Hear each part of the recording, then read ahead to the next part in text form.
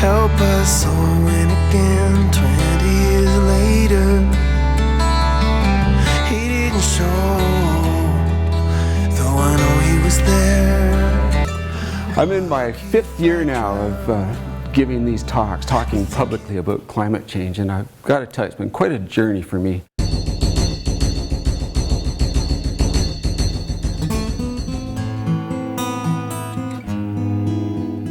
Okay, the final scale I'm going to call the family scale, and it's about 200 years. And you'll notice I've now changed the axis on the left. We're no longer peaking out at 400, we're going up to 1,000. And the solid line I'm showing you is from data from 1750 up to 2015, the year after the Intergovernmental Panel on Climate Change published their last report, which is where these projections come from. The dashed lines to the right represent 4 different scenarios going forward to the end of this century, and I've colored them green, yellow, orange, and red. Now green's good. Green means our emissions peak and then decline before the end of the century, and that's okay. We do that, we'll stay under 2 degrees. The yellow is a scenario where our emissions keep peaking, but we get them under control before the end of the century, and maybe we start to bring them down, and that might be okay. The orange and the red, those aren't okay. Those are what we keep increasing our emissions. It's just at what rate do we keep emitting them at? And the bad news here is, ever since the IPCC first came out with these climate reports almost 30 years ago now, this is the trajectory we've been on. It's called business as usual.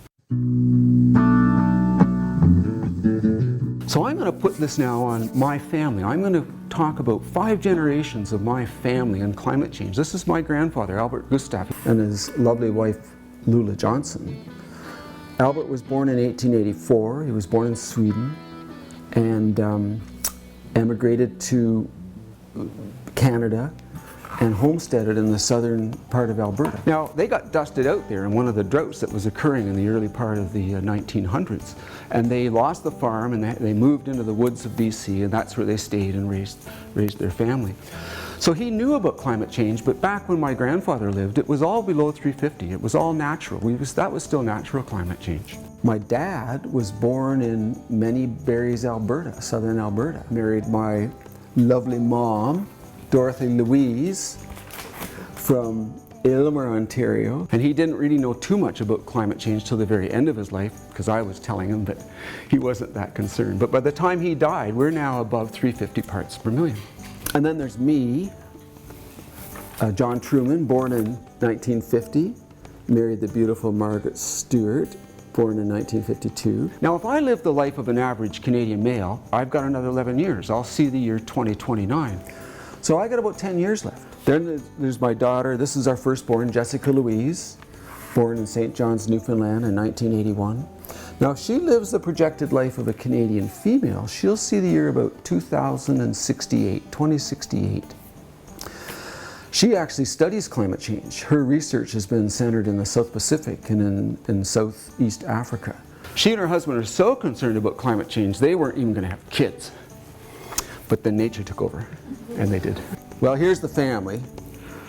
Jessica, Phil, John William, and now Hunter. Well, John William, he was born in 2014. And if John William lives the average projected age of a Canadian, he'll see pretty much the end of the century. And so the message here from the family scale is it's really up to my generation and my daughter's generation to do something. Whatever we do or don't do is going to be what my grandson inherits. I think this really summarized what we haven't been doing about it, at least at the national and international levels. The first report came out in 1990. That's almost 30 years ago. The last report, the 5th one, came out in 2014, 4 years ago. We agreed to sign a pledge to hold another meeting to consider changing course at a date yet to be determined. And as far as I'm reading out there, nothing's changed. It's just a matter of you deciding what it is that really speaks to you that you want to do something about and joining one of those groups. If we just keep talking about it and never do it, then it's never going to get done and we can just give up. But you don't want to, because what are we going to live in?